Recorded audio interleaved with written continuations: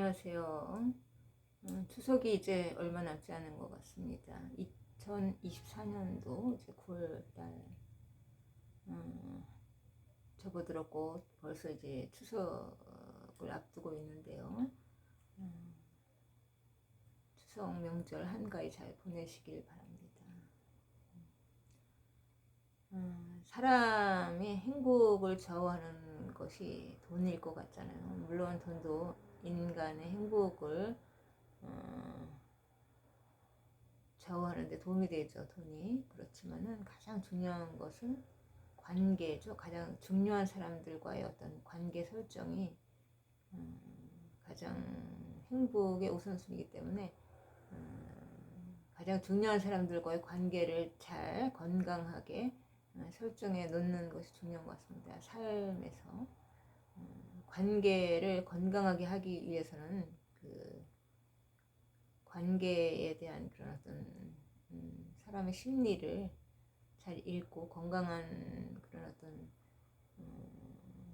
설정 구역에 그 관계가 들어와 있을 수 있게끔 해야 되겠죠. 관계가 이제 설정이 제대로 되어 있지 않으면 혼선이 있고 혼란스럽고 삶도 제대로 이제 정립이 될 수가 없겠죠. 중요한 사람들과의 관계가 건강하고 제대로 이제 바르게 설정이 되어야 되는 것 같습니다. 그러기 위해서는 중요한 사람을 또 잘 보는 눈도 있어야 되겠고, 중요한 사람을 또 이제 잘 만들어 줄 수 있는 것도 잘못된 방향을 조정하고 잡아줄 수 있는 그런 어떤 눈도 있어야 되겠죠. 그렇기 위해서는 사람의 심리를 이제 보고 행동이 이제 잘못된 것을 교정할 수 있게끔 이제 가이드를 역할을 하고 도와주는 것도 중요한 것 같습니다. 그런데 이 자기애성, 인격 장애, 나르시시스트라고 하는 그런 사람들은 굉장히 이제 심리가 정상적인 사람들과 다른 양상을 가졌기 때문에 그리고 행동 패턴이라든지 이런 것도 비특이적이기 때문에 이런 걸 잘 파악하기가 쉽지는 않습니다. 이제 인간관계가 굉장히 힘들다. 그리고 계속 눈치를 보고 상당히 이제 끌려다니고 노력을 해야지만 그 상대편의 비를 맞춘다거나 그 사람의 눈밖에 거슬리지 않게 계속 내가 거기에 맞추는 행동을 한다거나 만날 때 편안하지 못하고 불편함을 자꾸 느낀다거나 이런 관계는 정상적인 관계가 아니죠. 그런 사람들이 되게 자기애성 인격장애인 사람들이 많은데 그러한 사람들은 자기 중심적이기 때문에 모든 관계 패턴을 자기 중심적으로 이끌어가기를 원하기 때문에 상당히 독선적이고 독단적인 체계, 사고체계가 정립이 된 사람들입니다. 그래서 그 사람들의 사고에서는 자기의 그 생각 패턴에 다른 사람이 생각이면 사고 그리고 이제 행동 모든 것들이 들어와 주길 바라고 거기에서 조금 비켜나거나 어긋나게 되면 굉장한 분노를 폭발하는 사람들이 있고 그리고 이제 권력에 굉장히 이제 강력하게 이끌리는 사람들이고 권력뿐 아니라 돈에 굉장히 애착을 가진 사람들이 많아요. 그러니까 사람을 대할 때 그 사람의 가치라든지 그 사람의 이제 돈을 통해서 그 사람을 좀 편안하게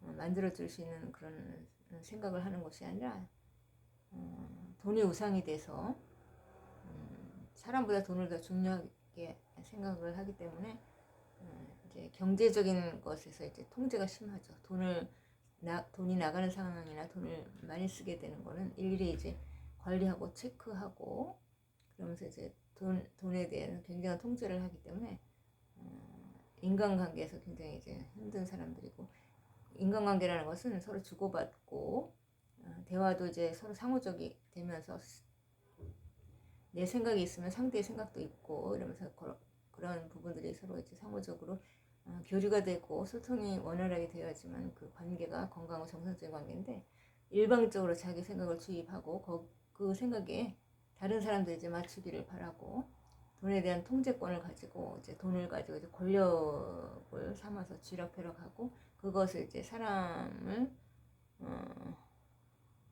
통제하는 그런 수단으로 활용하는 사람들이에요. 그렇기 때문에 돈을 사용하는 데 있어서도 이제 눈치를 보게 된다거나 사용하는 데 있어서 이제 편안하게 사용하지 못하고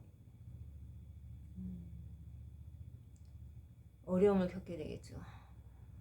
그렇게 이제 모든 삶에서는 가치관이 상당히 중요하잖아요. 근데 그런 사람들은 융통성이 없고 고정화된 사고로 이제 딱 정착이 돼 있는 사람들이기 때문에 그 사고 밖에 다른 사람들의 행동이 자유로운 것, 자율성에 대한 것도 상당히 이제 통제를 하는 경우가 많고, 그래서 이제 자유롭게 자신을 표현하면은 그걸 이제 자신에 대한 어떤 반발이나 자신에 대한 어떤 도전이라고 생각을 하기 때문에 거기에서 이제 불같이 화를 낸다거나 상당한 공격적인 제스처를 취하고 그 상대를 파트너십을 형성해야 될 상대가 적으로 돌변해서 어떤 그 사람을 어떤 강압적으로 압박하는 어떤 수단으로 그 사람을 도구화시키는 거죠.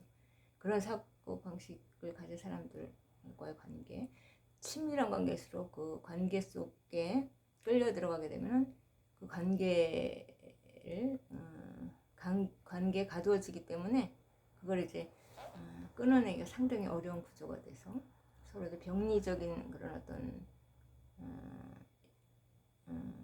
양상을 주고받는 결과, 그래서 이제 건강하지 못한 방향에서 서로 이제 고통받는 그런 상황에 몰리는 것이 자기애성의 특징이죠. 그러다 보니까 자기애성 사고방식은 정상적인 사고와는 반대 방향으로 움직이기 때문에 그 사람들은 자기 체계 안에서 다른 정상적인 사고를 하는 사람들과 충돌이 있기 때문에 그 안에서 고통을 받고, 정상적인 사고를 하는 사람들은 자기애성 사고를 하는 사람들과 완전히 다른 세계의 가치관을 가진 사람들이기 때문에 거기서 충돌이 되기 때문에 두 사람 다 고통받는 상황이 되는 거죠.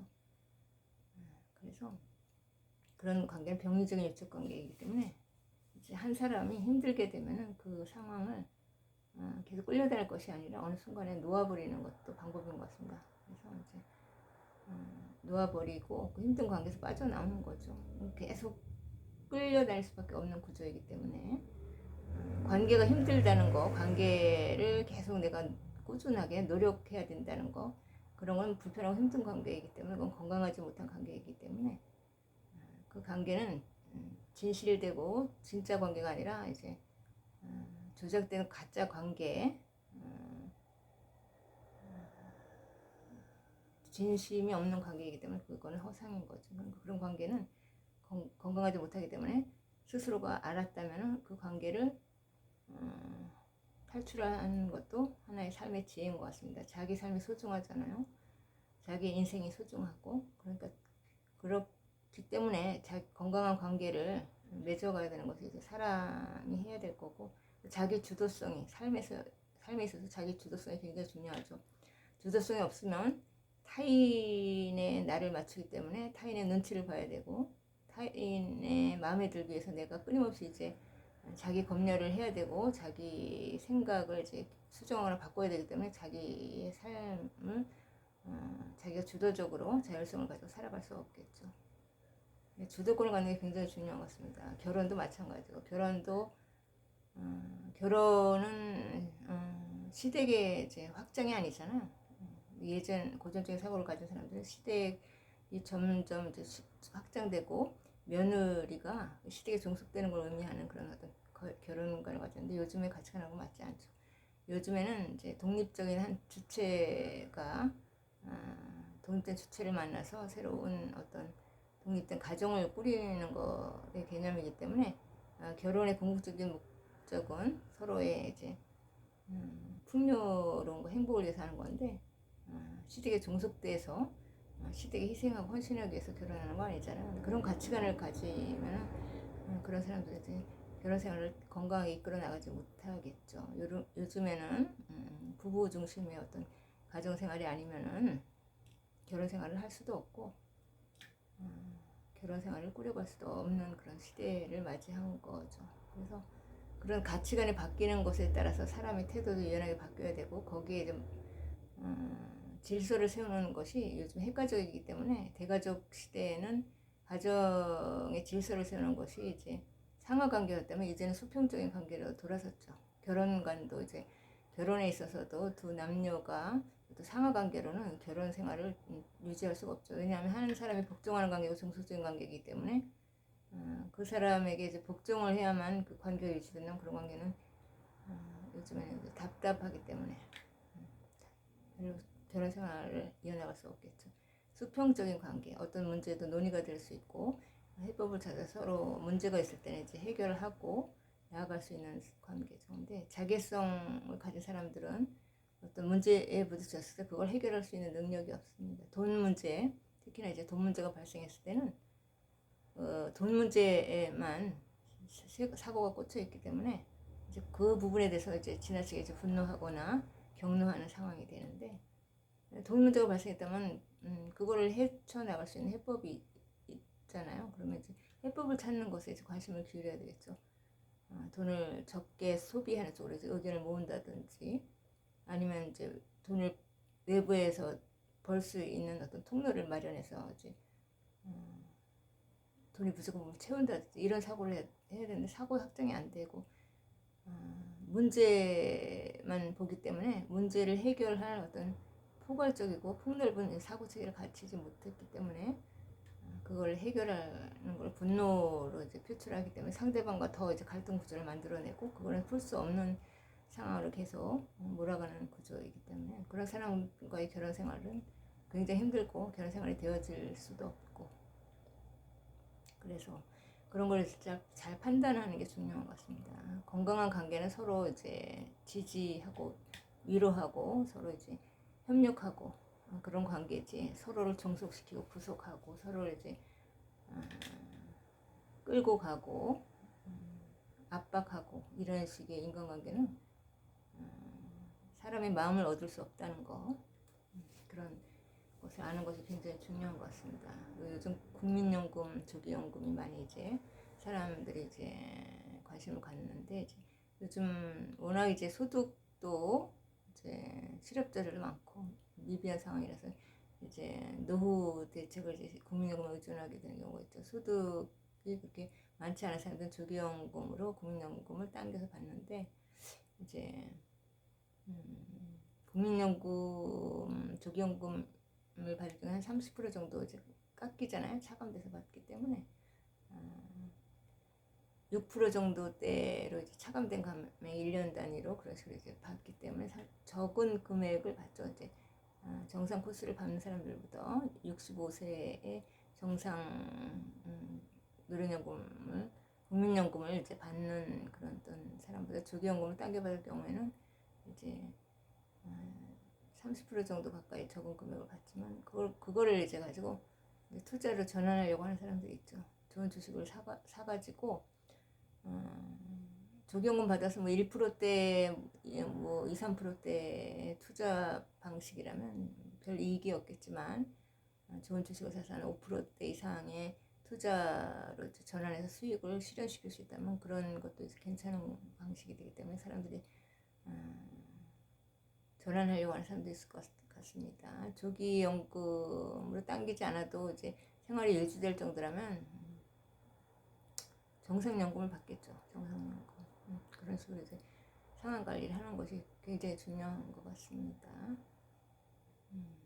주식은 빅테크 주식, 필라델피아 반도체, 그리고 이제 카카오라든지 뭐 네이버 이런 거 상당히 가격이 많이 떨어진 상태죠. 카카오 같은 경우는 엄청나게 많이 떨어졌고 국내 주식보다는 이제 금투세 뭐 이런 것도 이제 도입이 되면은 국내 주식보다 이제 해외 쪽으로 사람들이 시선이 몰릴 것 같습니다. 해외 주식 쪽에 나스닥 100이나 S&P 500, 필라델피아 반도체 나스닥 기본으로 가져가고 빅테크 주 위주로 또 가져가서 이제 장기적인 관점으로 단시일에 돈을 모으기보다는 장기적으로 꾸준하게 자금을 유동성 있게 만약에 운영한다면은 경제적인 자유로 갈 수 있겠죠. 그 사이에 돈의 흐름이 이제 바뀌는 변동성 이런 것은 그렇게 주목하지 않고 계속해서 이제